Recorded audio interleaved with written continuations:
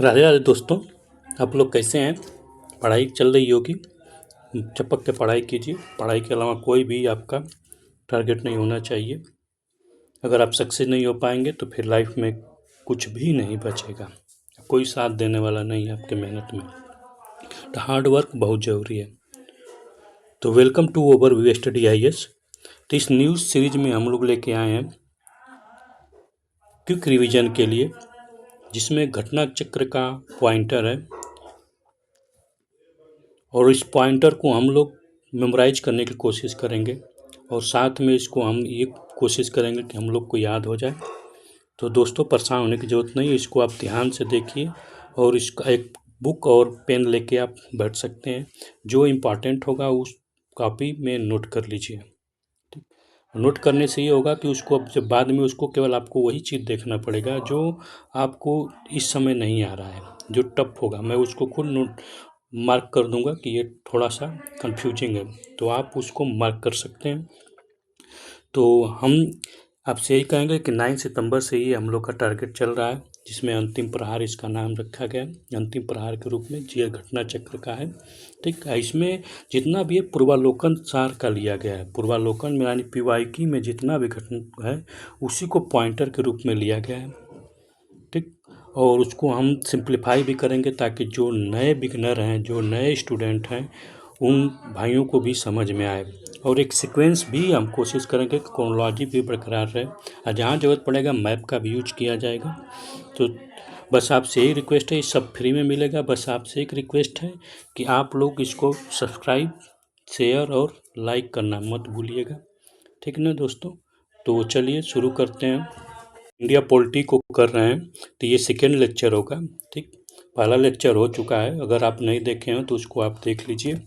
ठीक ना? बहुत ही अच्छा समझ में आएगा और उसको कुछ इम्पोर्टेंट उसमें पॉइंट है, उसको आप मेमोराइज करके लिख सकते हैं। तो जिसमें पहला हम लोग लेक्चर जो हुआ था वो कॉन्स्टिट्यूशनल डेवलपमेंट पर हुआ है और इसमें जो एक्ट पास किया गया उस एक्ट के बारे में भी बात किया गया है, जो ब्रिटिश इरा के टाइम में भी। ब्रिटिश इरा में तो सभी प्राप्त एक्ट पास होते हैं, लेकिन उसमें दो चीज़ें हैं। पहला एक है कि आपको ईस्ट इंडिया कंपनी के अंदर पास किया गया। उसके बाद एक ब्रिटिश क्राउन के क्वीन के अंदर एक्ट पास किया गया। तो उस दोनों एक्ट को हम लोग थोड़ा सा बढ़िया से एक्सप्लेन भी किया गया है अच्छी तरह से। अब हमारा सेकंड जो है लेक्चर, सेकंड टॉपिक है constitution assembly and making of constitution. तो इसका हम पॉइंटर को डिस्कशन करेंगे। तो चलिए शुरू करते हैं, टाइम वेस्ट न करते हैं। जो नए बिगिनर हैं उनको भी ध्यान में रख कर ही हम तैयार कर रहे हैं ताकि सबको समझ में आए और हम यहीं तैयार करके जाएंगे। ये ख़त्म होते ही हमको बहुत सारी चीज़ें हमको याद हो जाए, क्योंकि कॉन्स्टिट्यूशन में अगर देखा जाए तो यहाँ पर ज़्यादातर फैक्ट पूछा जाता है। तो हम लोग का ये टॉपिक है constitution assembly, constituent assembly and making of constitution. तो कॉन्स्टिट्यूएंट असेंबली कैसे बना था, उस कॉन्स्टिट्यूशन कैसे मेकिंग हुआ, उसके बारे में इसमें क्वेश्चन पूछा गया है। ठीक। तो थोड़ा सा इसका बेसिक इन्फॉर्मेशन हम कलेक्ट कर लेते हैं जिससे कि हमको समझने में आसानी हो, क्योंकि समझना भी ज़रूरी है। आप कितना फैक्ट याद कर सकते हो। ठीक। तो थोड़ा सा देखते हैं। तो मेकिंग ऑफ कॉन्स्टिट्यूशन की जब बात होती है तो हम लोग सोचते हैं कि कॉन्स्टिट्यूशन का निर्माण जो बनाया गया, मेकर किया गया, तो हम लोग सोचते हैं कि जब हम आज़ाद हुए तब हुआ। यानी कॉन्स्टिट्यूशन जो है हमारा 26 नवंबर 1949 को क्या हुआ, एडॉप्ट हुआ, इनेक्ट हुआ। ठीक। तो ये कॉन्स्टिट्यूशन इनेक्ट हुआ, लेकिन इसका प्रोसेस बनाने का जो शुरुआत हुई, तो अब हम सोचते हैं कि 15 अगस्त के बाद हुआ, 15 अगस्त 1949 के बाद हुआ। ठीक। क्योंकि इसके पहले भी तो ये हमारा जो इन्फॉर्मेशन है कि हाँ हमारा जो कॉन्स्टिट्यूशन है 2 साल 11 मंथ 18 दिन में बन के तैयार हुआ। ये हमारा इन्फॉर्मेशन तो कॉन्स्टिट्यूशन बनाने का है, लेकिन इसके पीछे की स्टोरी बहुत ही इंटरेस्टिंग है। अगर हम इसके पीछे बैकग्राउंड में देख जाते हैं तो हम ये पाते हैं कि इसकी नींव कहाँ पड़ी। तो इसकी आइडियोलॉजी सबसे पहले तो हमारे दिमाग में आती है। तो जो हमारे अरे कॉन्स्टिट्यूशन मेकर थे आप देखेंगे तो सब पढ़े लिखे थे, और कहाँ के पढ़े लिखे थे, तो सब इंग्लैंड, सब एडवोकेट थे। क्या थे? एडवोकेट। अब जितना भी देखेंगे तो सब एडवोकेट थे, ठीक ना। अब जब एडवोकेट थे तो उनका सोच भी तो उसी तरह से होगा। वो कहाँ से नॉलेज लिए थे? सबसे पहले उनका माइंड जो है इनलाइटमेंट कहाँ हुआ था, तो सब देखेंगे तो आप विदेश लंदन से ही पढ़ के आए थे। तो सबसे पहले आप ये देखें कि उनके जो ब्रेन में जो बीज सीड जो हुआ था, वो हमारे ब्रिटिश रूल के द्वारा, ब्रिटिश रूल ने ही वो सीड डाला कि कैसे एक देश को कंट्रोल किया जा सकता है। तो उन्होंने शुरुआत की एक्ट से, और इसी एक्ट ने क्या हुआ कि इनके मुंह में खून लगाया। अब उस यही एक्ट जो जाता है काउंसिल इंडिया इंडिपेंडेंट एक्ट की बात करता है। आप देखेंगे 1961 के बाद जो आप देखेंगे सब काउंसिल के यानी पार्टिसिपेशन की। जब पार्टिसिपेट कर जाते हैं तो उनको लगता है यार ये मेरे तो अधिकार मिला ही नहीं, ये राइट तो मेरे को मिला, ये उनको नहीं मिला। तो उस राइट के लिए ये लोग सोचते हैं कि हमको कॉन्स्टिट्यूशन बनाना चाहिए जिससे कि सबको उसमें बराबर का अधिकार मिले, राइट्स मिले। तब वहाँ से कहानी शुरू होती है, और सबसे पहले स्वराज पार्टी थे, ठीक ना। अब देखेंगे 1906 में स्वराज पार्टी है जो कहती है कि कॉन्स्टिट्यूशन बनाने का काम तभी हो पाएगा, हमको एक कॉन्स्टिट्यूशन चाहिए। लेकिन कॉन्स्टिट्यूशन कौन बनाएगा? तो कॉन्स्टिट्यूएंट असेंबली, एक असेंबली होनी चाहिए जो कॉन्स्टिट्यूशन बनाने का काम करेगी। तो कॉन्स्टिट्यूशन कॉन्स्टिट्यूएंट असेंबली के द्वारा ही बनाया जा सकता है, कॉन्स्टिट्यूएंट असेंबली के द्वारा। तो सबसे पहले स्वराज पार्टी जो है 1906 में कॉन्स्टिट्यूएंट असेंबली की बात करती है। स्वराज पार्टी की स्थापना कौन करता है? तो मोतीलाल नेहरू, चित्तरंजन दास, ठीक। तो ये कब होती है? तो ये आप देखेंगे जब कॉन्फ्लिक्ट शुरू होता है कांग्रेस पार्टी में, ठीक। तो ये मॉडर्न हिस्ट्री का पार्ट है, ठीक है ना। तो मॉडर्न हिस्ट्री पढ़ेंगे तो उसमें आपको मिलता है कि नेहरू जी डेमोक्रेसी में पार्टिसिपेट होना चाहते थे इलेक्शन में। कांग्रेस चाहती थी कि हम इलेक्शन में नहीं जाएंगे।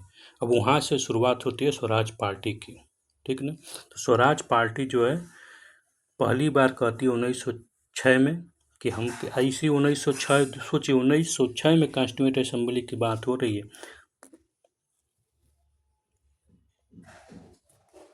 ठीक ना। डिमांड फॉर स्वराज, ये स्वराज के लिए स्वराज पार्टी बोल रहा हूँ, स्वराज के लिए यानी स्वराज। स्वराज पार्टी तो 1924 के टाइम बनती है, 23 में, ठीक। लेकिन यहाँ पर स्वराज की बात हो रही है, स्वराज, स्वराज के लिए यानी अगर हमको स्वराज चाहिए तो कॉन्स्टिट्यूएंट असेंबली का आइडिया पहली बार आया 1906 में, ठीक। थोड़ा सा कंफ्यूज हो गया था। तो ये 1906 का टाइम वो टाइम है जब यहाँ पर देखेंगे तो मुस्लिम लीग भी बनती है, ठीक ना। और ये 1906 के बाद ही आप देखेंगे तो 1907 में जो है क्या बोलते हैं, हिस्ट्री पढ़ेंगे।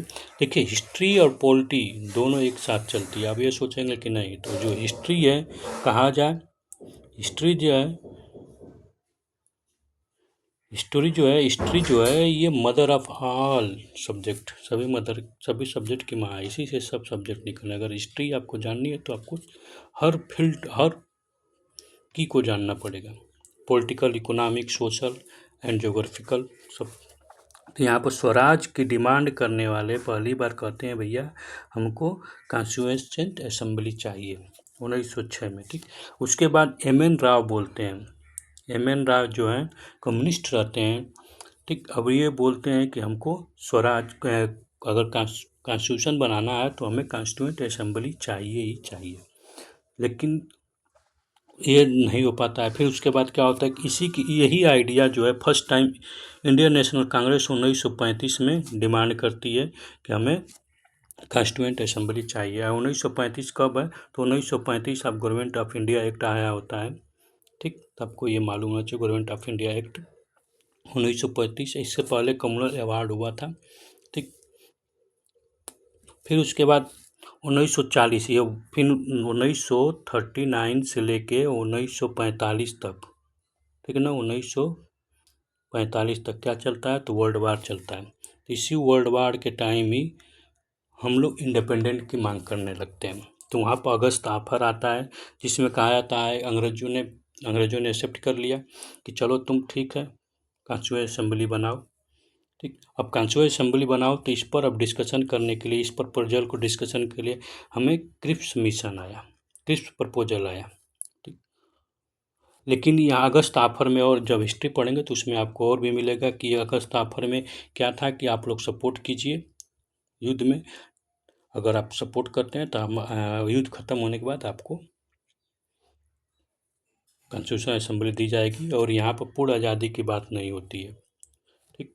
अब क्रिप्स मिशन में आते हैं। क्रिप्स प्रपोजल 1992 में आता है। क्रिप्स हेड रहते हैं, तो उन्होंने कॉन्स्टिट्यूशन असेंबली की डिमांड को एक्सेप्ट करते हैं, लेकिन मुस्लिम लीग जो है प्रपोजल को डिनाई करती है। वो डिमांड करती है कि हमको एक क्या चाहिए, हमारा अलग अलग मुल्क चाहिए, वो अपना अलग कंट्री पाकिस्तान का डिमांड करती है।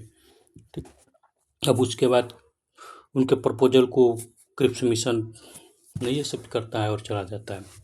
उसके बाद कैबिनेट मिशन 1946 में आता है। अब कैबिनेट मिशन जो है ये उसी स्कीम, कॉन्स्टिट्यूएंट असेंबली वाली स्कीम को ही फॉरवर्ड करता है, लेकिन यहाँ पर मुस्लिम सेटिस्फाई होते हैं, लेकिन बहुत कम सेटिस्फाई होते हैं। इनका डिमांड एक ही होता है, पार्टीशन। ठीक। फिर उसके बाद कॉन्स्टिट्यूएंट असेंबली जो है नवंबर 1946 को क्या होती है, कैबिनेट मिशन प्लान के अंतर्गत बनाई जाती है 46। लेकिन यहाँ पर क्या होता है कि जिन्ना बोल देते हैं कि हमको डायरेक्ट एक्शन। ठीक। जब डायरेक्ट एक्शन आते हैं तब वहाँ पर 3 जून प्लान आता है। 3 जून प्लान जिसको बोला जाता है पार्टीशन। ठीक ना। 3 जून प्लान जो है पार्टीशन, माउंटबेटन ने पार्टीशन की घोषणा कर देते हैं, और वहाँ से पार्टीशन हो जाता है और इंडिया पाकिस्तान बन जाता है। जब इंडिया पाकिस्तान बन जाता है तो उसके बाद इसका सुचारू रूप से काम होने लगता है। ठीक। तो कॉन्स्टिट्यूएंट असेंबली, ठीक ना। अब यहाँ पर आगे फिर देखते हैं। तो 9 दिसंबर 1946 को क्या होता है कि फर्स्ट मीटिंग होती है। 9 दिसंबर 1946 को फर्स्ट मीटिंग होती है, जिसमें टेम्पोररी जो है डॉक्टर सच्चिदानंद सिन्हा जो है टेम्पोररी रूप से क्या बोलते हैं, प्रेसिडेंट बनते हैं, डॉक्टर राजेंद्र प्रसाद को। ठीक। कब, तो 2 दिन के बाद। ठीक ना। फिर उसके बाद एस सी मुखर्जी जो है इलेक्टेड वाइस प्रेसिडेंट। ठीक ना। एस सी मुखर्जी को वाइस प्रेसिडेंट बनाया जाता है, राजेंद्र प्रसाद को प्रेसिडेंट बनाया जाता है। 13 दिसंबर 1946 को क्या होता है, जवाहरलाल नेहरू क्या है प्रपोजल लेके आते हैं। और क्या अब प्रपोजल होता है कि एक खाका तैयार करते हैं, एक ड्राफ्ट, एक लिमिटेशन लेके आते हैं कि हमारा कॉन्स्टिट्यूशन कैसा होगा। तो उसी लिमिटेशन को बोला गया ऑब्जेक्टिव रूल्स, यानी उनका ऑब्जेक्ट क्या होगा जो हम इसको अडॉप्ट करती है 22 जनवरी 1947। अब ये बार बार पूछा जाता है, इतना जानिए, परीक्षा में बार बार पूछा जाता है कि कब अडॉप्ट किया, कब ऑब्जेक्टिव रेजोल्यूशन अडॉप्ट किया गया था। कॉन्स्टिट्यूएंट असेंबली जो है 22 जनवरी 1947 को अडॉप्ट करती है। फिर 1947 को इंडिया जो है इंडिपेंडेंट एक्ट प्राप्त करता है, और वहाँ पर चेंजिंग हो जाती है किसमें, कॉन्स्टिट्यूएंट असेंबली में, क्योंकि पाकिस्तान के मेंबर बाहर निकल जाते हैं। ठीक। तब यहाँ पर कॉन्स्टिट्यूएंट असेंबली फुल्ली सवर्न हो जाती है। सवर्न मतलब क्या होता है कि पूरी तरह से आज़ाद, इंडिपेंडेंट हो जाती है, पूरी तरह से डिपेंडेंट हो जाती है, नहीं इंडिपेंडेंट हो जाती है, डिपेंडेंट नहीं, यानी अपन किसी दूसरे पर निर्भर नहीं रहती है। ठीक ना। अब जैसा चाहे वैसा ये बना सकते हैं कॉन्स्टिट्यूशन। ठीक। Also become the legislative body, यहाँ पर लेजिस्लेटिव बॉडी बनाते, लेजिस्लेटिव का काम होता है लॉ बनाना। ठीक ना, लॉ बनाने का काम, और जिसका चेयर होते हैं जी बी मावेलकर जो होते हैं, इन्हीं को स्पीकर भी बोला गया है बाद में। ठीक। स्ट्रेंथ, अब वहाँ पर क्या होता है कि मुस्लिम लीग के निकलने से स्ट्रेंथ क्या होता है, कम हो जाती है। कितना होती है, 299 स्ट्रेंथ हो जाती है। फिर उसके बाद कुछ एरिया जो चला जाते हैं पाकिस्तान में। ठीक। इतना मालूम रहना चाहिए ये प्रोसेस है कैसे हुआ। ठीक ना। फिर उसके बाद 26 नवंबर 1949 को जो मोशन ड्राफ्ट किया, motion motion of the draft constitution was declare pass, यानी जो कॉन्स्टिट्यूशन का जो ड्राफ्ट था उसको एक्सेप्ट किया था, उसको पास किया था, पास करने के बाद उसको एक्सेप्ट हो जाता है और इन्फोर्समेंट हो जाता है। और कितने कॉन्स्टिट्यूशन में आर्टिकल होते हैं तो 395 और 8 शेड्यूल, ये शेड्यूल बाद में होके प्रेजेंट टाइम में 12 शेड्यूल है। ठीक, वो 26 जनवरी 1950 26 जनवरी 1950 को ये डेट चूज किया जाता है। और ये चूज इसलिए किया जाता है कि यहाँ पर पूर्ण स्वराज डिक्लेयर किया गया था 26 जनवरी 1930 में लाहौर सेशन के टाइम इसको किया गया था। और रावी रिवर के पास पर झंडा फहराया गया था। ठीक, तो ये हम लोग का हिस्ट्री है। ये सोचिए, ये कॉन्स्टिट्यूशन जो आप पढ़ रहे हैं, ये जो हिस्ट्री पढ़ रहे हैं, ये आपको मॉडर्न हिस्ट्री में भी पढ़ना है। ठीक ना। अब मॉडर्न हिस्ट्री के साथ इसको अगर मैच करके पढ़ते हैं तो बहुत सारी क्लियरिटी आती है कि क्यों ऐसा हुआ। फिर ऑब्जेक्टिव रिवोल्यूशन का क्या था, इसको उसके अंदर क्या क्या था। Objective revolution become the basic for the preamble of constitution का जो हम प्रीएम्बल देखते हैं उसका ये बेसिक बनता है। ठीक, ऑब्जेक्टिव रिवोल्यूशन। तो ऑब्जेक्टिव रिवोल्यूशन में क्या है कि यहाँ पर प्रोक्लेम किया गया कि इंडिया एक सोवरेनियन रिपब्लिक है। क्या है? इंडिया एक सोवरेनियन रिपब्लिक है। ठीक है ना। इंडिया क्या है? एक सोवरेनियन रिपब्लिक है। ठीक, अब सोवरेनियन रिपब्लिक का मतलब होता है कि रिपब्लिक का मतलब होता है जिसका हेड जो है इलेक्टेड हो। ठीक, जैसे प्रेसिडेंट क्या पीपल के द्वारा इलेक्टेड है, डायरेक्टली नहीं इनडायरेक्टली। ठीक, डायरेक्टली इलेक्टेड हो चाहे इनडायरेक्टली नहीं, लेकिन कोई मैटर नहीं है चाहे कैसे हो, लेकिन इलेक्टेड होना चाहिए। सोवरेनियन का मतलब होता है कि ऐसा जो इंडिपेंडेंट हो, किसी पर डिपेंड, अपना निर्णय खुद लेता है, उसको सोवरेनियन बोलते हैं। ठीक, फिर यहाँ पर क्या, all power and authority deprive from the people, यहाँ पर भी द पीपल ऑफ इंडिया बोला गया, तो मतलब कि सभी पावर जो है पीपल से लिया गया। और यहाँ पर जस्टिस की भी बात की गई। जस्टिस में क्या है, सोशल पहले है, फिर इकोनॉमिकल और पॉलिटिकल लास्ट में है। ठीक है, क्रम सही नहीं है, क्रम आपको यही होना चाहिए, सोशल, इकोनॉमिकल, पॉलिटिकल। क्यों कि यहाँ कई बार परीक्षा में इसका ऑर्डर पूछा गया है। Equality of status, opportunity and before the law. ठीक, यहाँ फ्रीडम की बात की गई है, तो फ्रीडम कैसा होना चाहिए, तो थॉट, आपका सोचने का फ्रीडम होना चाहिए, एक्सप्रेस कर सकते हैं आप, बिलीव कर सकते हैं, फैथ कर सकते हैं, आप वर्शिप कर सकते हैं। ठीक, promote the peace and welfare, आपको सेफ्टी भी प्रोवाइड की जाएगी minority, backward and tribal area को। ठीक, तो ये ऑब्जेक्टिव रिवोल्यूशन के कुछ की पॉइंट थे जो कि हम देखते हैं जब प्रीएम्बल पढ़ेंगे तो प्रीएम्बल में ये सब दिखाई देते हैं। ठीक ना। अब कंपोजिशन क्या था, कॉन्स्टिट्यूशन असेंबली का कंपोजिशन, जो कॉन्स्टिट्यूशन असेंबली बनी थी उसका कंपोजिशन क्या था। तो सबसे पहले ये देखिए कॉन्स्टिट्यूशन का उस मेंबर कितने थे, स्ट्रेंथ कितना था। तो टोटल स्ट्रेंथ आप देखते हैं तो 389 थे, लेकिन ये क्या हो गया कि 296 state why allot from the British India. ठीक, और 93 सीट ऑफ प्रिंसली स्टेट। ठीक, 389 टोटल स्ट्रेंथ थे। ठीक, जिसमें से 296 जो है ब्रिटिश इंडिया से, अब 1393 जो है स्टेट प्रिंसली स्टेट, मतलब कि ये राज्य राजवाड़ों वाले एरिया है प्रिंसली स्टेट। अब पार्टी पार्शली और पीपल कैसे आए थे, तो पीपल जो पार्शली नॉमिनेटेड थे। ठीक, नॉमिनेटेड और पार्शली इलेक्टेड, यानी पूरा रूप से इलेक्टेड भी नहीं थे, पूरा रूप से नॉमिनेटेड नहीं। आज भी देखिए राज्यसभा में क्या होता है, कुछ इलेक्टेड होके आते हैं, कुछ नॉमिनेटेड होके आते हैं। ठीक ना, प्रेसिडेंट के द्वारा नॉमिनेटेड होते हैं। उसी तरह से उस समय भी क्या हुआ था कि कुछ दोनों देखिए, नॉमिनेटेड भी हो चाहे इलेक्टेड, दोनों मिलकर लॉ बनाते हैं। उसी तरह से उस समय भी यही प्रोसेस अपनाया गया था। ठीक, तो इसमें भी क्या है, नॉमिनेटेड और पार्शली इलेक्टेड, डायरेक्ट इलेक्शन नहीं था। क्या डायरेक्ट इलेक्शन नहीं था। कुछ रिप्रेजेंटेटिव जो थे प्रिंसली स्टेट के, जितने भी रिप्रेजेंटेटिव थे सब क्या नॉमिनेटेड थे। और कौन नॉमिनेट किया था, तो हेड ऑफ प्रिंसली स्टेट, जो उसके हेड थे वही। अब ब्रिटिश इंडिया के जो थे वहाँ पर इलेक्शन हुआ था। और भी इलेक्शन तो हुआ था, लेकिन उसके मेंबर जो हैं, जैसे मान लीजिए कि यहाँ ये ब्रिटिश इंडिया का ये कोई पार्ट है, इसको ब्रिटिश इंडिया का मान लीजिए कि यूनाइटेड प्रोविंस है, इस जो यूपी इस समय, इसके मेंबर इसके पीपल ने किसी किसी को चुना, मान लीजिए महेश को चुना, ठीक।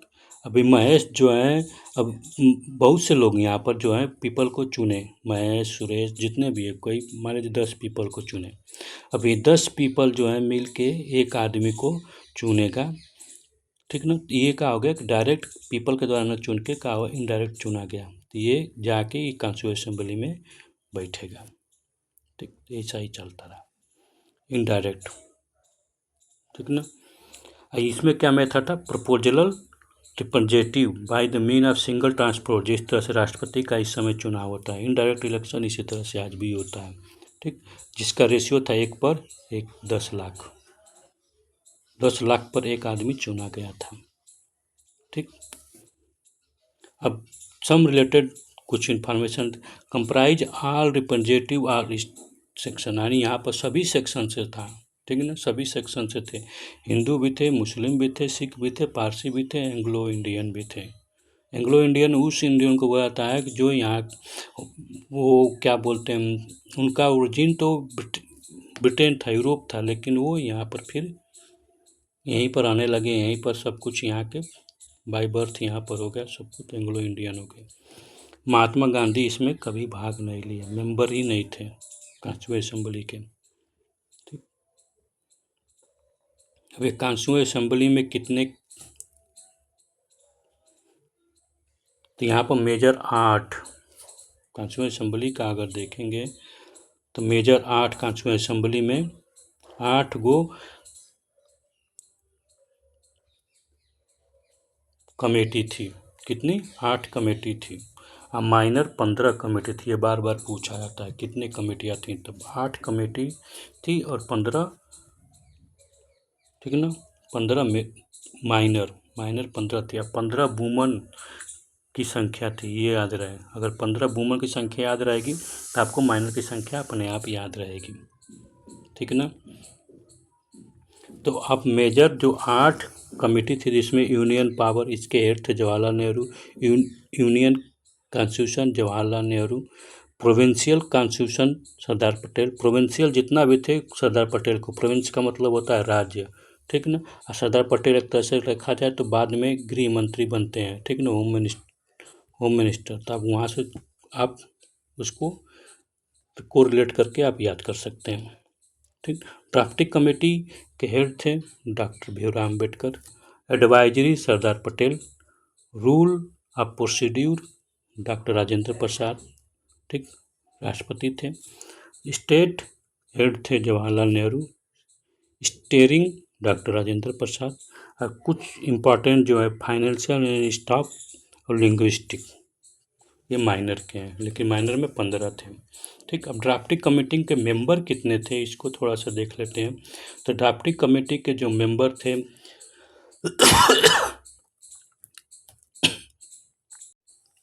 ड्राफ्टिंग कमेटी के हम मेंबर देखते हैं तो टोटल 7 मेंबर थे, कितना, टोटल 7 मेंबर थे, ठीक। जिसमें हेड था डॉक्टर भीमराव अम्बेडकर थे, ठीक। तो देखिए NG नारायण, ठीक, AK Iyer, KM Munshi, KM Munshi केवल कांग्रेसी थे, ओनली वन कांग्रेसी, SM सादुल्ला, NM राव, इन ये क्या हो गए थे, रिप्लेस कर दिए थे BL मित्तल को, ठीक। कृष्णमचारी, TT कृष्णमचारी, ये DP खेतान को रिप्लेस किए थे, DP खेतान, ठीक। तो ये आपके 6 मेंबर हुए और एक डॉक्टर अम्बेडकर को मिला के 7 मेंबर। अब यहाँ पे एडवाइजरी कमेटी थोड़ा सा देख लेते हैं। एडवाइजरी कमेटी में आप देखते हैं तो फंडामेंटल राइट जो है JP कृपलानी जी थे, फंडामेंटल राइट। माइनॉरिटी का देखेंगे तो SC मुखर्जी वही जो स्पीकर बनते हैं, अरे क्या बोलते हैं, प्रेसिडेंट बनते हैं टेम्पोररी, जब कॉन्स्टिट्यूशन असेंबली बनाई जाती है 9 दिसंबर को, ठीक, 46 को, ठीक। बाद में ये वाइस प्रेसिडेंट बन जाते हैं। फिर north east frontier tribe area Assam include the partially excluded area GD Bardoloi excluding and partially excluded area other than Assam, Assam को छोड़ के जितने भी एक्सक्लूड और पार्शली और जो पार्शली और पूर्ण रूप से जो एक्सक्लूड कर हटा दिए गए थे उनका ये भी ठक्कर थे। और क्रिटिसाइज किया हुआ था, क्रिटिसाइज ये कहा गया कि ये मेंबर जो हैं डायरेक्ट इलेक्टेड नहीं है, इसलिए पीपल के रिप्रेजेंटेटिव नहीं है, ये क्रिटिसाइज था, ठीक।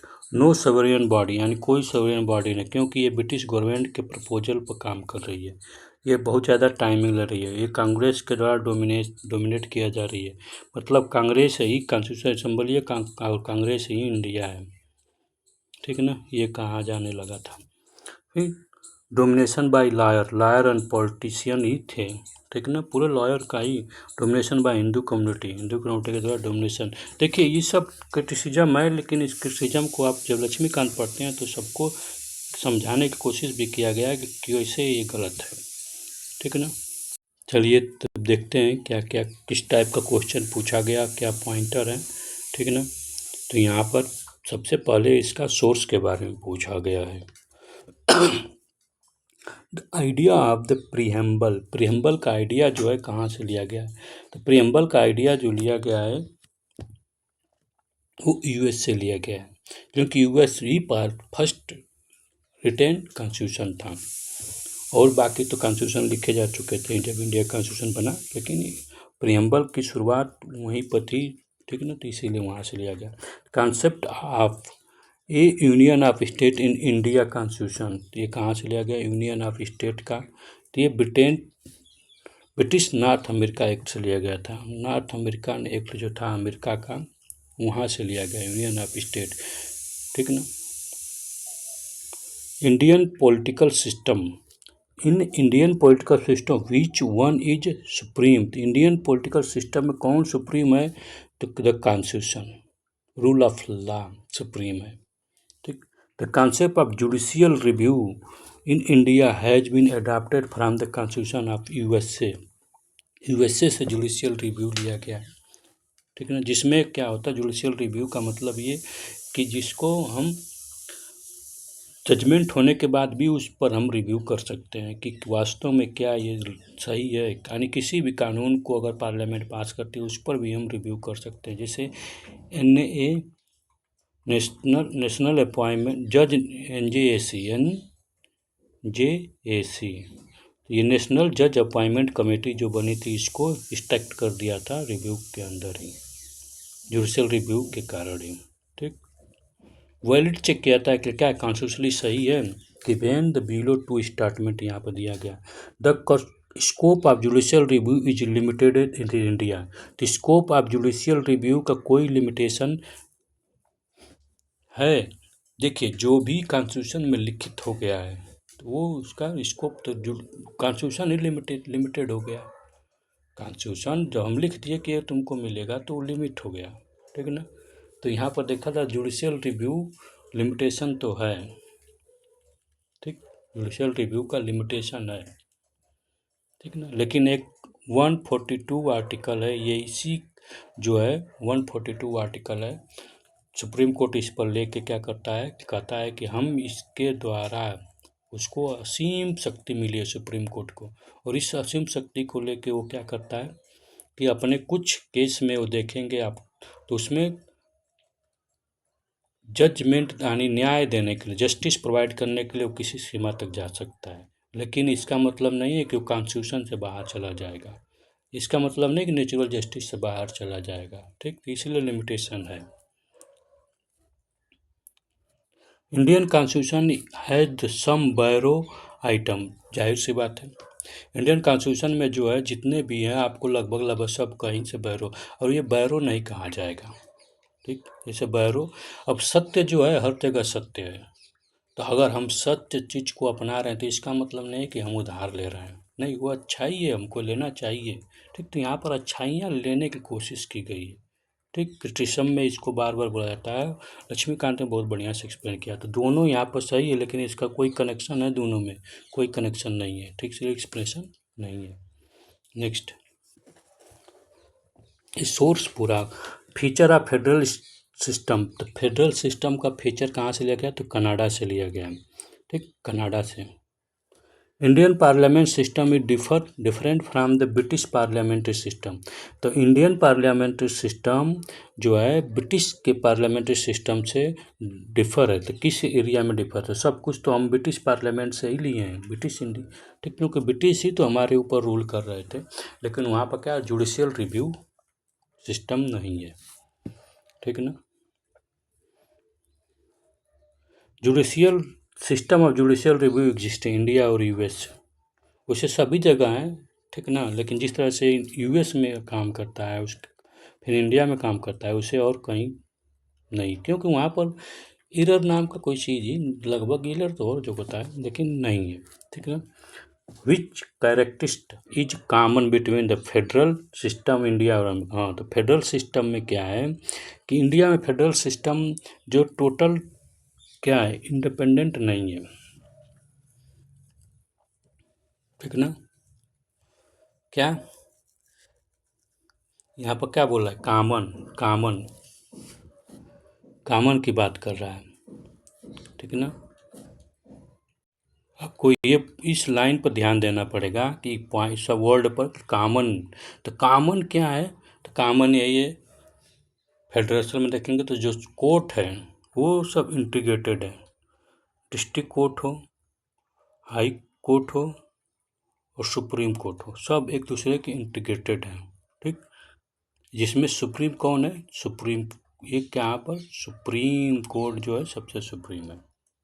तो फेडरेशन ऑफ सुप्रीम कोर्ट क्या है? इंटरप्रिटेशन ऑफ द कॉन्स्टिट्यूशन, ये इंटरप्रिटेट करेगा। ठीक है ना, तो ये सब में कॉमन है। यहाँ पर देखा जाए तो जैसे यूनिटरी हो गया है। वास्तव में तो फेडरेशन में होता है कि सबका पावर अलग अलग। फेडरल का मतलब होता है कि पावर का डिवीजन। फेडरल का मतलब है कि पावर का डिवीजन, आपके पावर में हम नहीं आएंगे, आप हमारे एरिया में नहीं आओगे। यानी यहाँ पर बाउंड्री मार दी गई और ये एरिया बना दिया गया इनका, और ये माना भी बना दिया गया किसी और का। तो क्या है, ऐसा इंडिया में नहीं है। तो ये अमेरिका में तो इसी तरह से, यूएस में देखेंगे तो इसी तरह से, लेकिन इंडिया में ऐसा नहीं है। तो क्या है, तो अगर वहाँ पर देखते हैं अमेरिका में क्या है कि टोटल सेपरेशन है, यानी टोटल पावर का डिवीजन है, कोई एक दूसरे में इंटरफेयर नहीं करेगा। लेकिन इंडिया में क्या है कि ऐसा नहीं है। इंडिया में चेक एंड बैलेंस है, चेक करेगा फिर बैलेंस करेगा, चेक करेगा बैलेंस करेगा।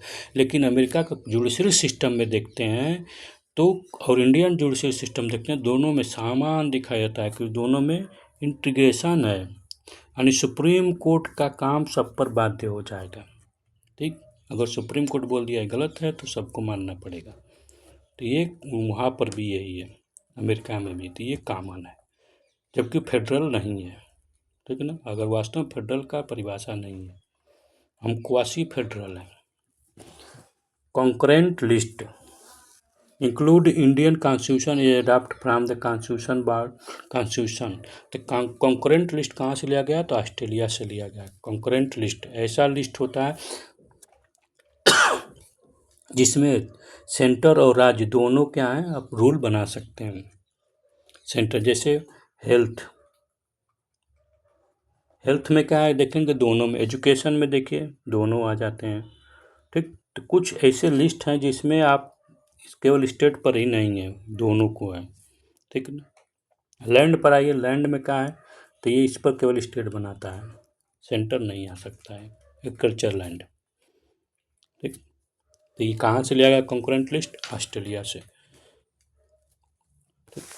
The concept of directive principle of state policy. Directive principle, DPSP एक ऐसा है जिसमें कोई ओब्लिगेशन नहीं है, कोई इसमें दायित्व ही नहीं है। ये क्या है? ब्लैंक चेक है, जब होगा तब आपको मिला, आउट डेट बोला जाए तो ब्लैंक चेक। जब आपको ज़रूरत पड़ेगी, जब राज्य को लगेगा कि ठीक है अब ज़रूरत है तो करेंगे। तो ये पूरा इन राज्य के ऊपर निर्भर है।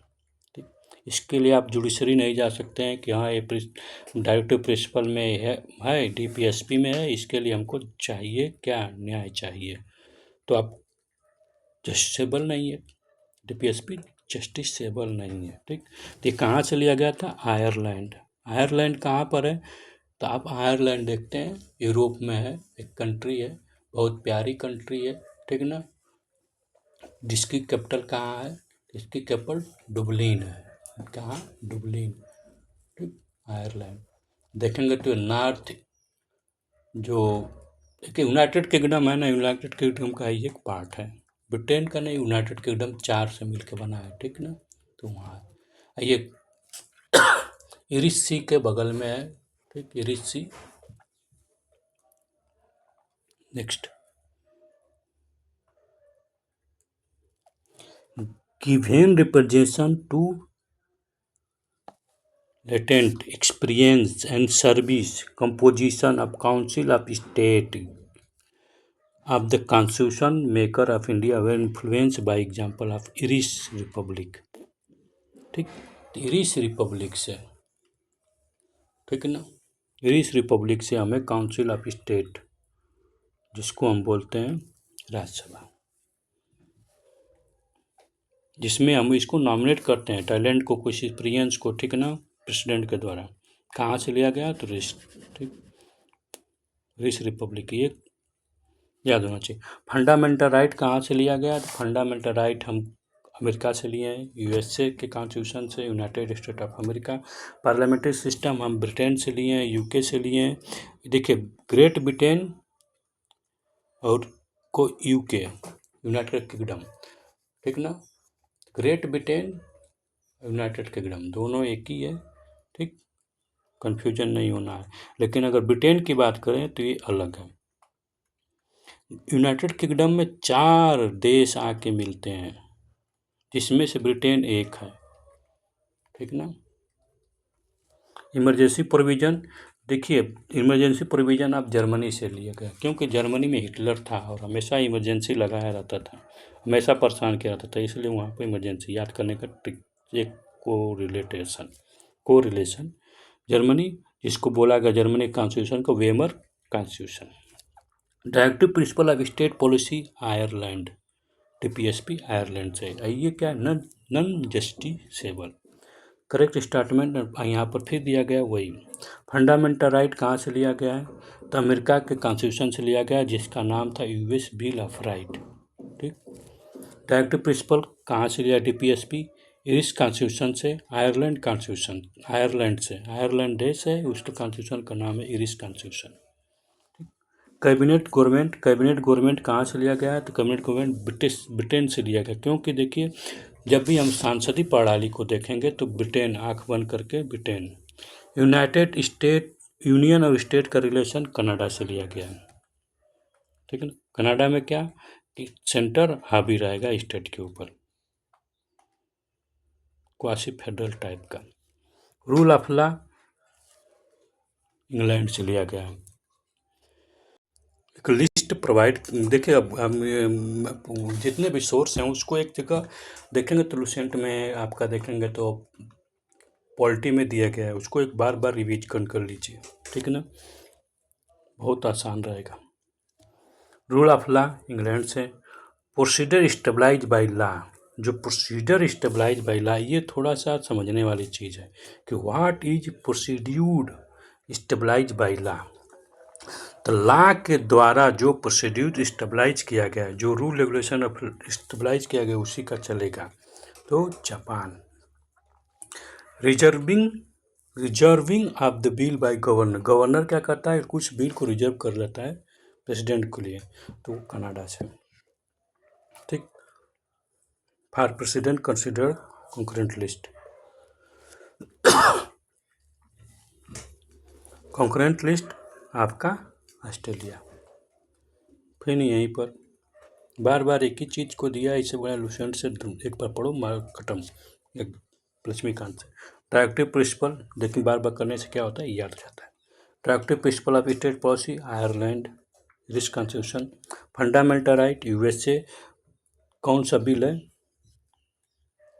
कौन सा बिल है? यूएसए बिल ऑफ राइट के नाम से जाना गया। क्या? Bill of right. किसके नाम से जाना गया? Bill of right. Concurrent list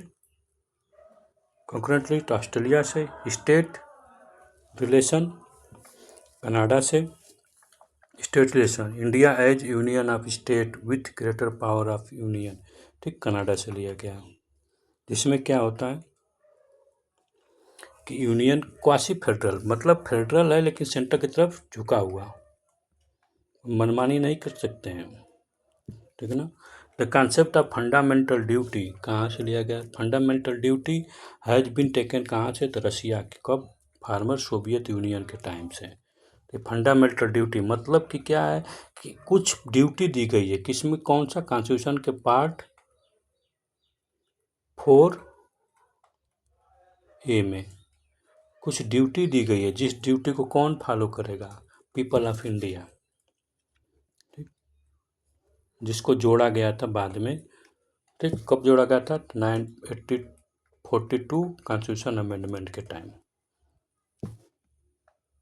कब हुआ था? तो 1960 74 76। नेक्स्ट, यहाँ पर constitution of India has become the longest one. हाँ, लॉन्गेस्ट है क्योंकि यहाँ पर एक एक प्रोविजन को क्या किया गया? डिफाइन किया गया। यहाँ पर स्टेट और सेंटर के लिए अलग अलग नहीं है, यहाँ पर सबके लिए एक ही है। The chapter of fundamental right has been borrow from the model of American constitution. तो यहाँ फंडामेंटल राइट कहाँ से लिया गया? तो अमेरिकन कॉन्स्टिट्यूशन से अडॉप्ट किया गया fundamental right, bill of right. लेकिन यहाँ पर का कोई कनेक्शन है एक दूसरे में कि यहाँ पर बताना चाहिए ना कि हमारा इंडिया कॉन्स्टिट्यूशन क्यों लेंथी है, तो यहाँ पर ऐसा कोई रिलेशन नहीं है, इसलिए कि इसका एक्सप्लेनेशन नहीं है। देखिए, जब भी एक्सप्लेनेशन वाला है कि नहीं ऐसे, तो आपको क्या देखना पड़ेगा? आपको ये ध्यान देना पड़ेगा कि क्या इसमें कोई रिलेशन है। रिलेशन नहीं है, अगर रिलेशन होगा तभी होगा, नहीं रिलेशन है तो फिर खत्म। Concept of fundamental right is in corporate in the Indian constitution adopted from United state of America bill of rights. Who was the first nominate deputy chairman of the constitutional assembly? तो first duty chairman कौन था? तो Franco Antony, ठीक, पहला duty chairman थे, लेकिन बाद में ही बदल जाते हैं। कौन जगह रहता है? तो S C. Banerjee. Who portfolio in first cabinet of India 1947 was the differ from the portfolio in the interim government? C H Bhabha जो थे, इनका पोर्टफोलियो फर्स्ट कैबिनेट में आज़ादी के समय अलग था, बाद में अलग इंटरिम गवर्नमेंट में चेंज हो गया, ठीक ना।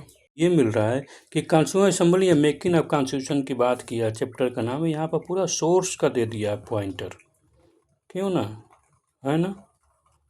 कुछ यानी चैप्टर का नाम कुछ और अंदर कुछ और, ठीक, यहाँ पर सोर्स बोलना चाहिए था।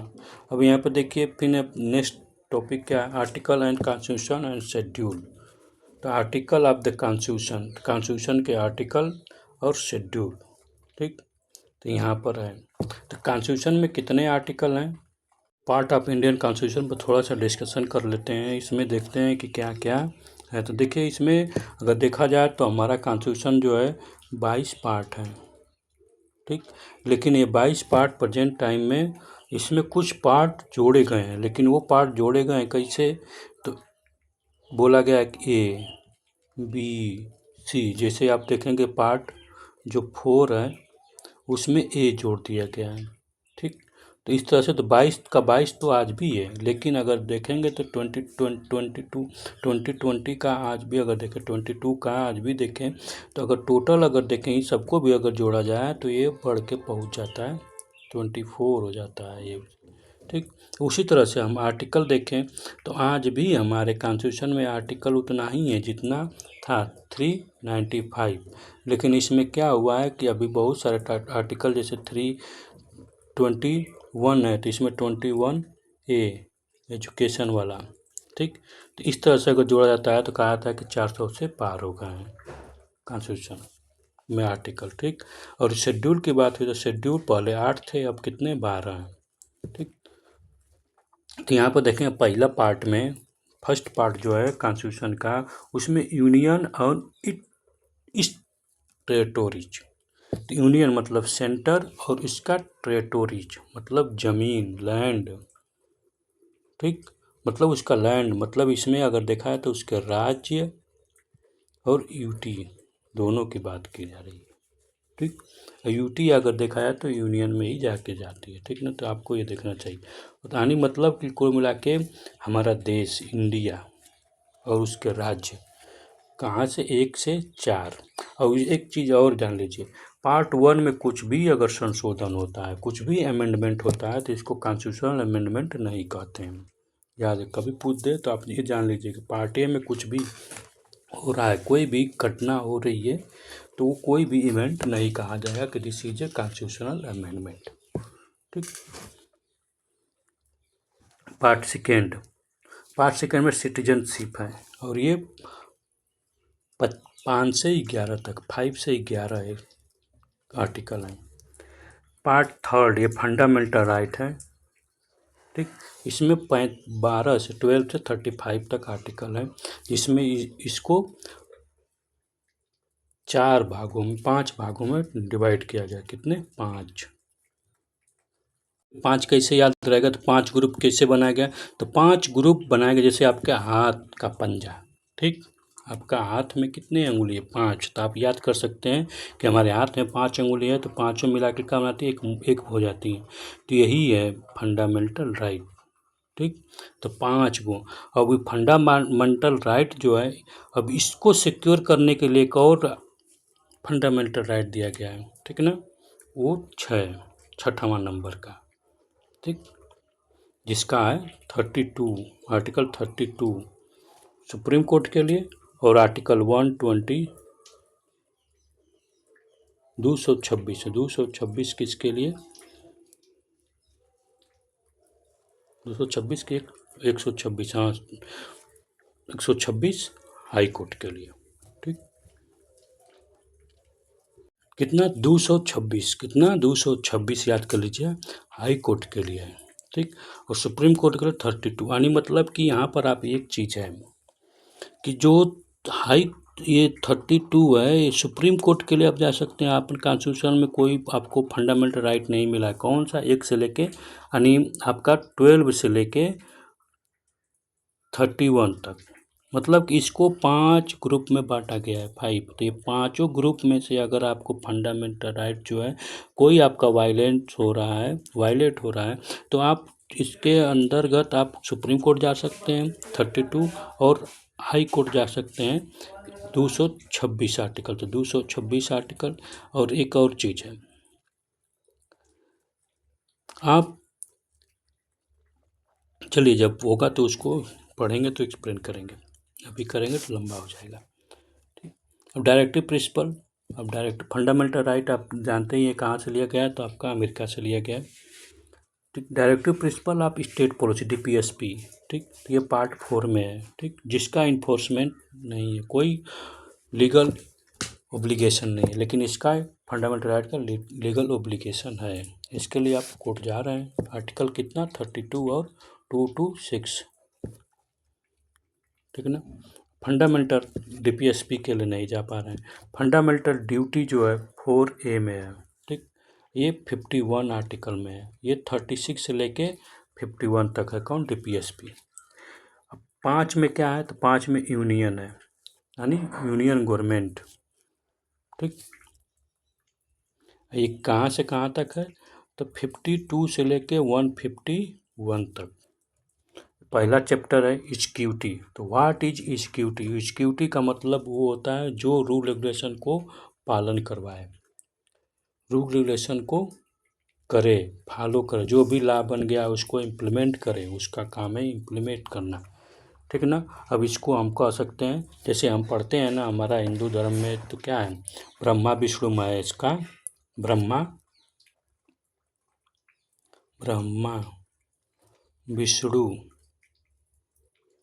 विष्णु महेश, 3 है ना।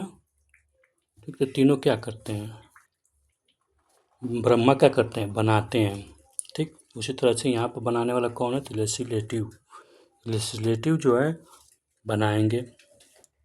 ठीक, विष्णु क्या करते हैं, तो विष्णु उस चीज़ को पालन करते हैं, लोगों की सुरक्षा के, उनको खाना पीना मिल रहा है कि नहीं, सब कुछ देख रेख करना, जीवन यापन कहा गया है ना।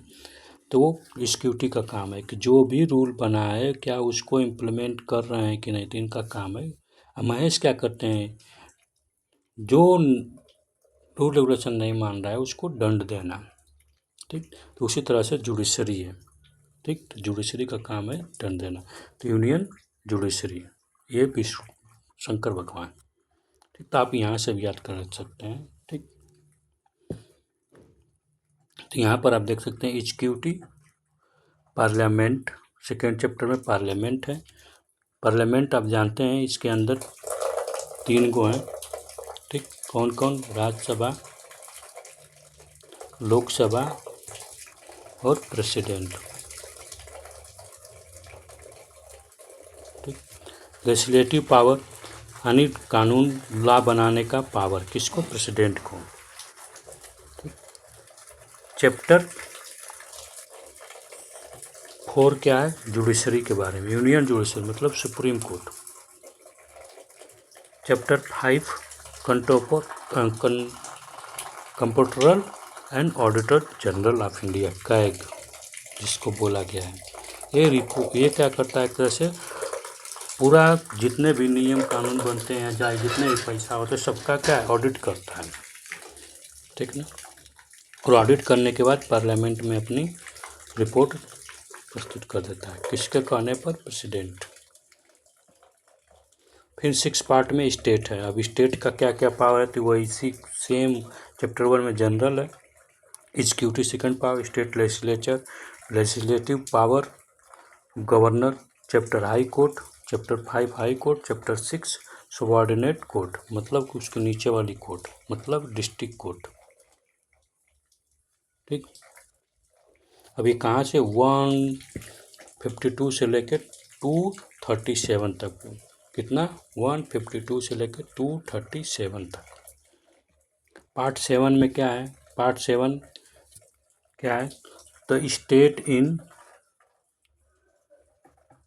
क्या लिखा है, रिपीटेड। ठीक, फर्स्ट शेड्यूल, पार्ट बी क्या है, फर्स्ट शेड्यूल। ठीक, 238 आर्टिकल। पार्ट 8 में क्या है, यूनियन टेरेटरी मतलब ऐसा यूनियन टेरेटरी एक ऐसा लैंड इंडिया का जहाँ पर सेंट्रल गवर्नमेंट सब कुछ करती है। यूनियन टेरेटरी जहाँ पर 2 यूनियन टेरेटरी है, जहाँ पर दिल्ली और पौंडीचेरी, जहाँ पर चीफ मिनिस्टर होते हैं, बाकी कहीं नहीं।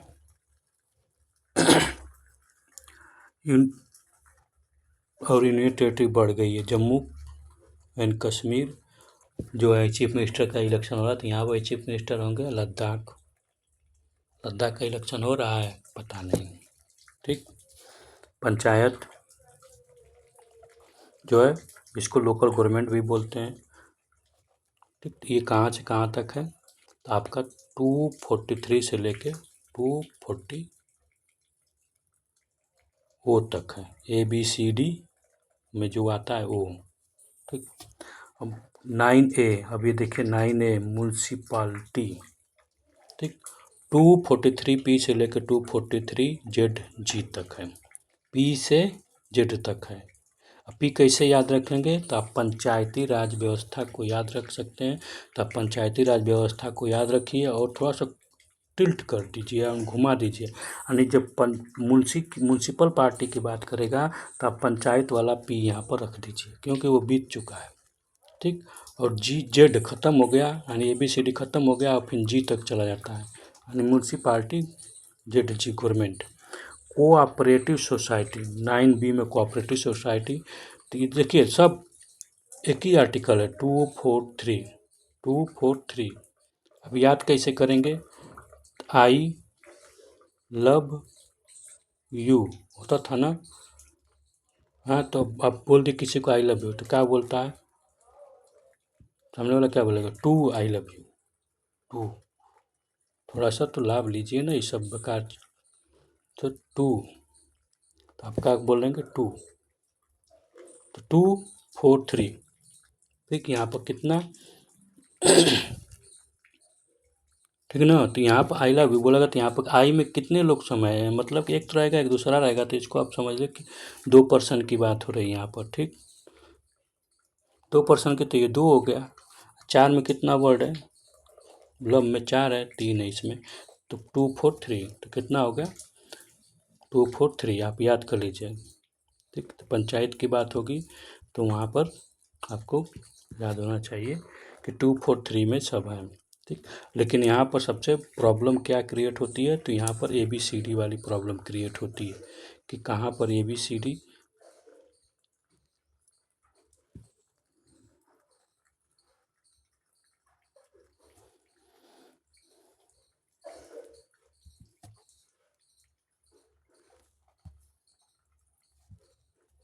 ठीक है ना। तो ABCD की बात होती है, ABCD में आप सोचिए जब पंचायत की बात होगी तो आप ओ लगा देंगे, ओ पंचायत मानी गांव वाला।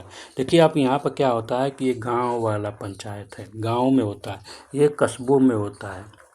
ये कोऑपरेटिव सोसाइटी, ये ऐसी सोसाइटी है जो इनको सर्विस प्रोवाइड करती है, कोऑपरेटिव सोसाइटी। इसमें फाइनेंस, बहुत सारे बैंकिंग वैंकिंग चलते हैं, ठीक ना।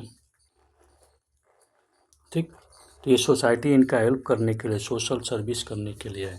ठीक, तो इनका राइट दिया गया है, तो ये सब 243 में है। ठीक, आई लव यू में है सब। और यहाँ पर जब भी पंचायत की बात आएगी तो ये आप याद कर लीजिएगा क्या, ओ पंचायत का ओ तक ख़त्म हो जाता है। फिर ओ के बाद क्या है, पी, तो पी, तो अगर नहीं भी याद हो रहा तो पी पंचायत, जब म्यूनसिपल पार्टी की बात आएगी तो आप समझ लीजिए पंचायत, ठीक है ना। अब वहाँ पर पी, या पी वाले से नीचे आप पीछे जा सकते हैं, ओ लगा सकते हैं। ठीक, अब क्या होगा, पी क्या है, पंचायत। अब किस तरह का, ABCD तो ओ जेड तक ख़त्म हो जाएगा, फिर जी आएगा, तो ये पंचायत गवर्नमेंट की बात हुई तो ZG। ठीक, अब वही ZG के बाद क्या होगा, गवर्नमेंट, GOV लिखते हैं ना, तो लास्ट में टी आता है, तो GT कर दीजिएगा, टी, मतलब कि उस कॉरपोरेट में, कोऑपरेटिव सोसाइटी में आप लास्ट यहाँ पर टी कर देंगे तो मान चल जाएगा कि ZG तो है, ZG के बाद आपको ZH, जी के बाद यच आता है। ठीक, अब कहाँ तक जाना है, तो टी, यानी गवर्नमेंट पूरा लेना है ना, तो गवर्नमेंट G और टी। ठीक, अभी थोड़ा सा कोरिलेट करिए, नहीं तो फिर आप बैठ के रटते रहिए, आप फिर परीक्षा के दिन भूल जाइए। पार्ट 10 में क्या है, शेड्यूल एंड ट्राइबल एरिया। यहाँ पर कुछ शेड्यूल है और ट्राइबल एरिया है। ठीक, अब कहाँ से कहाँ तक है, तो 244 से लेके 244A तक। ठीक, पार्ट 11 में relation between union and state, 245 से लेके 263 तक। फिर पार्ट चैप्टर 1 उसमें लेजिस्लेटिव रिलेशन, सेकेंड चैप्टर है एडमिनिस्ट्रेटिव रिलेशन। फिर उसके बाद 12th में क्या है, finance, property, contract and suit, 264 से लेके 300। ठीक, प्रॉपर्टी राइट हम बार बार पढ़ते रहते हैं न्यूज़पेपर में, 300, तो प्रॉपर्टी राइट, फाइनेंस, पैसा से रिलेटेड। ठीक, अब इसमें चैप्टर क्या है, पहला चैप्टर है फाइनेंस, दूसरा चैप्टर आप बोरिंग लोन ले रहे हैं कि नहीं, chapter 3 property and contract, right, liability, obligation and suit, chapter 4 right of property. ठीक, राइट ऑफ प्रॉपर्टी यही article 300। Trade and commerce, trade of commerce की बात करेंगे तो trade and commerce intercourses within the territory of India, India के territory में आप trade commerce कैसे करेंगे उसके बारे में 301 से लेकर 307 तक। अब पार्ट 14 में service under the union and state, यानी यहाँ पर यूनियन और स्टेट के बीच में सर्विस, कैसी सर्विस होगी, सर्विस कैसा होगा, मतलब कि आपका सिविल सर्विस, कोई भी सर्विस हो आप, ठीक ना, उसके बारे में इसमें है। ठीक, जिसमें से सिविल सर्विस और पब्लिक सर्विस कमीशन 2, तो 308 से लेकर 323 तक आपको याद होना चाहिए। तब आपको याद होना चाहिए, जो लड़के सिविल सर्विस की तैयारी कर रहे हैं उनको तो ये मालूम है कि हम 14 में हैं, किसमें है? 14 में है। ठीक, हमारा 308 है और 23 तक में हम हैं। ट्रिब्यूनल 14A, ट्रिब्यूनल वैसा जो जो जजमेंट देता हो, ठीक ना, एक क्वासी जुडिशरी बॉडी है। ठीक, ट्रिब्यूनल, इसमें ट्रिब्यूनल को स्टेबलाइज करने का रूल रेगुलेशन है जो 323 से लेके 323 में ही है, ए से बी तक। ठीक है ना। ट्रिब्यूनल, इसमें सेंट्रल ट्रिब्यूनल बनाए जाते हैं, जैसे नेशनल ग्रीन ट्रिब्यूनल है, NGT, नेशनल ग्रीन ट्रिब्यूनल। उसी तरह से ट्रिब्यूनल, और ट्रिब्यूनल का पावर कितना? हाई कोर्ट के बराबर होता है। ठीक, इसका हेड कौन होता है? तो जज होता है सुप्रीम कोर्ट का। तो इलेक्शन 15 में पार्ट में इलेक्शन है। सोचिए आप राइट वोट देने जाते हैं, उसका बारे में बात किया गया इलेक्शन कैसा हो पार्ट में। ठीक, तो 24 से लेके 324 से लेके 329 तक का सबको मालूम है। 326 तो सबको मालूम होना चाहिए, राइट ऑफ वोट है। नहीं मालूम है, मालूम करिए। ठीक, special provision with respect to certain class 330 से लेके 342। ऑफिशियल लैंग्वेज, यहाँ पर ऑफिशियल लैंग्वेज की बात की गई है कि कैसा ऑफिशियल लैंग्वेज होगा। 343 से लेके 351 तक। ठीक, यहाँ पर देखिए ऑफिशियल लैंग्वेज में देखिए आप यहाँ से तैयार कर सकते हैं। जैसे क्या होता है, हम अपने लैंग्वेज को बहुत प्यार करते हैं, चाहे हमारा लैंग्वेज भोजपुरी हो, चाहे हमारा मराठी हो, चाहे पंजाबी हो, चाहे तमिल हो, तो हमारा मदर टंग बहुत मजबूत होता है, हम उस पर बिलीव करते हैं। तो मतलब क्या हुआ कि हम अपने मदर टंग को प्यार करते हैं। तो क्या हम अपने आप को प्यार कर रहे हैं? क्या? यू लव यू, ठीक ना, यू लव यू, यानी अपने आप को प्यार करो। ठीक, यू लव यू, ठीक ना। अभी थोड़ा सा ये नहीं मत चल जाइएगा कि हाँ ये ग्रामेटिकली मिस्टेक है, ठीक ना। तो ये ग्रामेटिकली यहाँ पर अंग्रेजी नहीं पढ़ने बैठे हम। तो यू लव यू मतलब यू में 3 वर्ड, लव में 4 वर्ड, यू 3। तो हमारा भाषा ऐसा है कि हम अपनी भाषा को बहुत प्यार करते हैं, तो हम अपने आप को बहुत प्यार करते हैं। ठीक, तो वही यू लव। अब इसमें देखें आएंगे तो यहाँ पर लैंग्वेज ऑफ यूनियन की बात किया है, रीजनल लैंग्वेज की बात किया गया है। ठीक, पहले सेंटर, फिर उसके बाद लोकल, फिर उसके बाद सुप्रीम कोर्ट का लैंग्वेज का आना चाहिए। सुप्रीम कोर्ट का लैंग्वेज हमेशा इंग्लिश है, आज भी इसमें चल रहा है। क्या हो रहा है, इनको तो पटक के मारना चाहिए।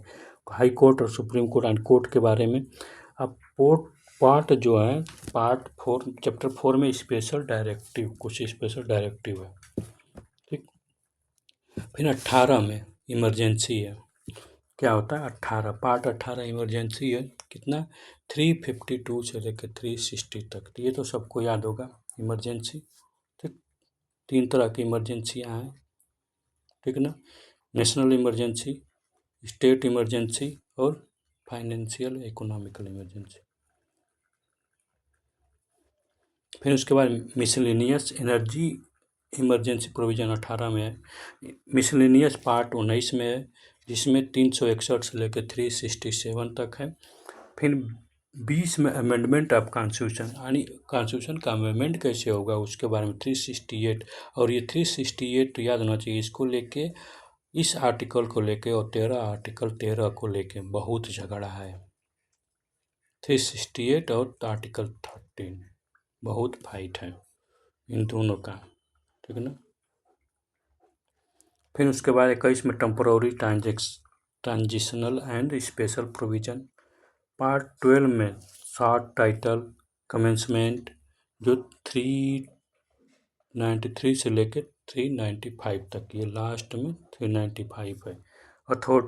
Authority text in the Hindi and repealed, यानी यहाँ पर कुछ चीज़ें को यहाँ पर रिपील कर दिया गया, मतलब डिलीट कर दिया गया, रिमूव कर दिया गया। ठीक, ये देखिए यूपीएससी मेंस में 2008 में पूछा है यहाँ से क्वेश्चन। तो ये आप कभी मत सोचिए कि पार्ट 12 के बारे में नहीं पूछा जाएगा। ठीक, 12 के बारे में भी पूछा जाएगा।